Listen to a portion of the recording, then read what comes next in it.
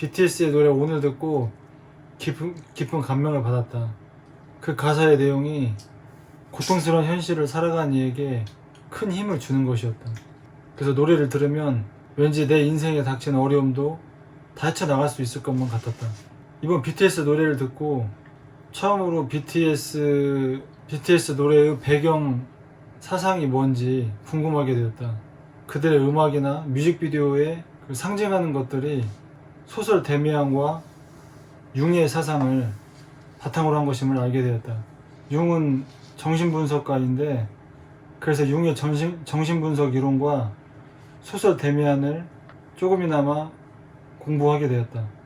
융은 인간의 무의식을 이런 식으로 생각했다. 융의 이론에서 말하는 인간의 내면 세계를 내가 이해한 대로 간단히 그려보았다. 인간의 마음을 이렇게 지구처럼 그려본다면 그 위에 육지가 있고 육지 위에 나무나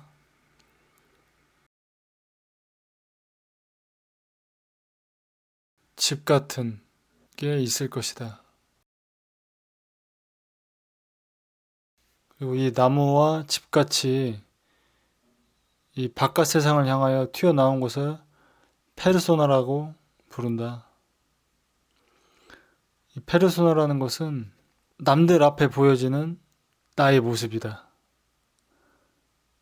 부모님의 기대나 주위의 시선, 이 사회에서 요구하는 가치를 충족시키는 나의 모습이다. 한마디로 겉으로 드러나는 나의 모습이라고 볼 수 있다. 예를 들면 회사에서는 과장님, 집 안에서는 아버지, 이런 것들이 페르소나라고 볼 수 있다. 또 이 육지를 에고라고 말할 수 있다. 이건 자아인데 우리가 의식하고 느끼는 모든 그 과정을 인지하고 실행에 옮기는 걸 자아라고 한다.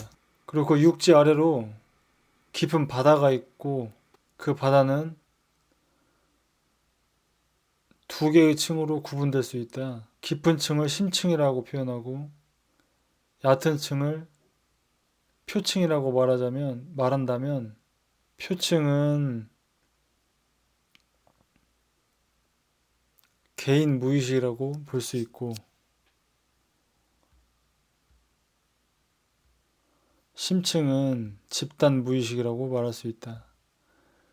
그리고 더 깊은 곳에 지구의 중심에는 핵이 있는데 그 핵을 셀프라고 한다. 이 셀프란 진정한 자기 자신이다. 그리고 인간이라면 누구나 지향해야 할 이상향이라고 볼 수 있다. 개인 무의식에는 충동, 컴플렉스, 욕망, 숨겨진 감정들이 담겨져 있고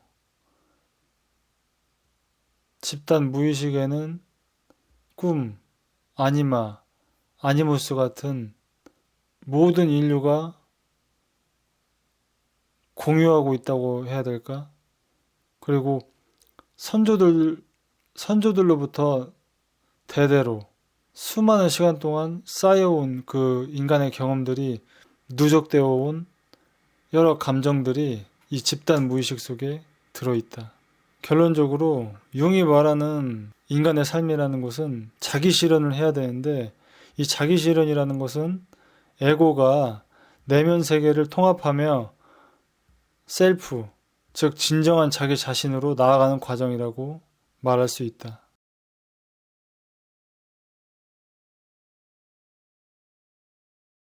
데미안은 주인공 싱클레어가 진정한 자기를 찾아가는 과정을 그린 소설인데 이 소설에는 융의 정신분석 이론이 많이 녹아 들어가 있었다.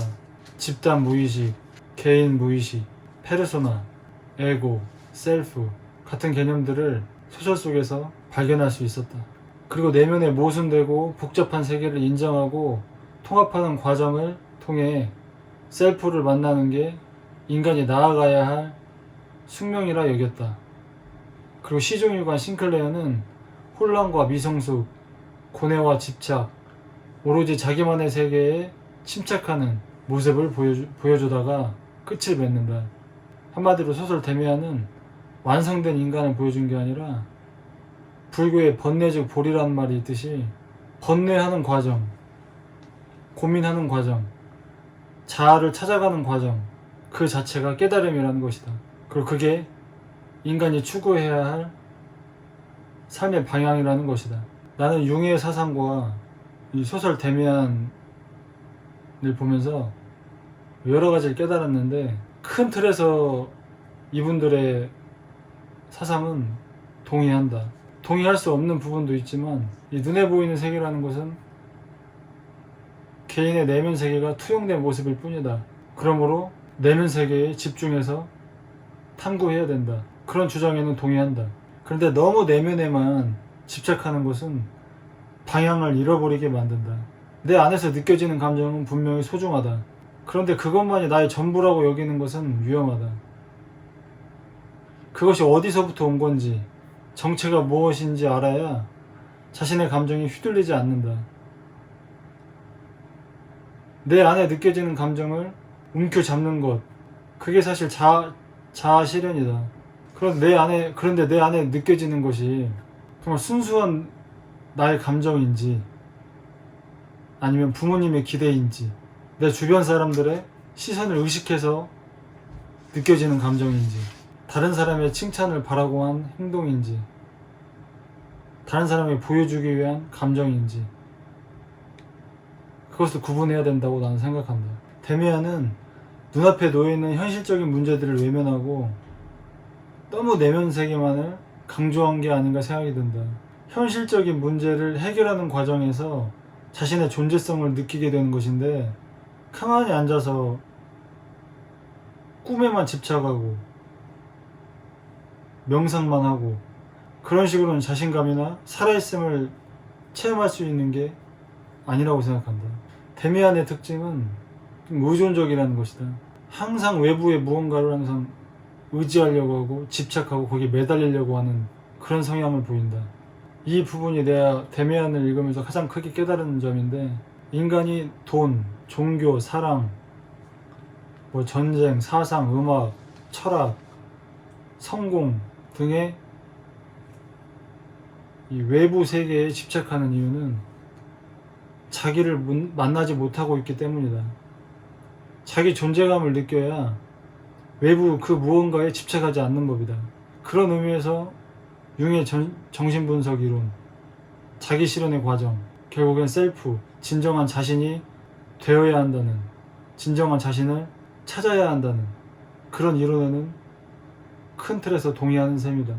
내가 만일 살아있음을 느낀다면 성취감이나 만족감, 충족감, 자연스러운 감정을 느낄 수 있다면 외부의 그 무언가에 집착하고 매달리지 않을 것이다.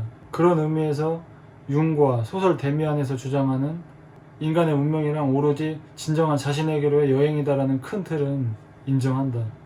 인간은 무엇보다 자신을 만나야 모든 문제가 해결된다. 자신을 느낄 수 없기 때문에 외부 세계에 집착하고 어디로 가야 할지 혼란스럽고 삶이 불안하게 되는 것이다. 자신을 느끼지 못한다는 것은 심각한 열등감에 시달린다는 것이고, 고립과 추방의 공포에 지배당한다는 뜻이고, 자신의 자연스러운 감정에 죄의식을 느낀다는 것이다. 자신이 살아있음을 느낄 수 있다면 인생에 심각한 고민은 없다고 봐야 된다. 하지만 이와 같이 공포, 죄책감, 죄의식, 열등감 같은 것이 가로막고 있기 때문에 자신을 느낀다는 것은 쉬운 일이 아니다. 융과 데미안의 큰 틀은 동의하지만 그 방법은 동의하지 않는다. 이렇게 남에게 의존한다거나 가만히 앉아서 외부 세계와 단절된 채 자신의 꿈이나 내부 세계만 이렇게 탐구하고 있는 것은, 그런 식으로는 아무리 많은 시간이 흘러도 스스로를 느낄 수 없고 믿을 수 없고 자신감이 생길 수도 없다. 자신을 느끼기 위해서는 공포를 관찰로 바꿔 새로운 정보에 마음이 열려야 하고, 위험과 책임, 현실로부터 도망치지 말고 자신의 숙명을 짊어져야 한다. 그래야 자신의 존재감을 느낄 수 있다. 무엇보다 자신에 대해 있는 그대로의 모든 것을 받아들여야 한다. 이렇게 세 가지가 되어야 억압, 투사, 분열에서 벗어나 자신을 느낄 수 있게 된다.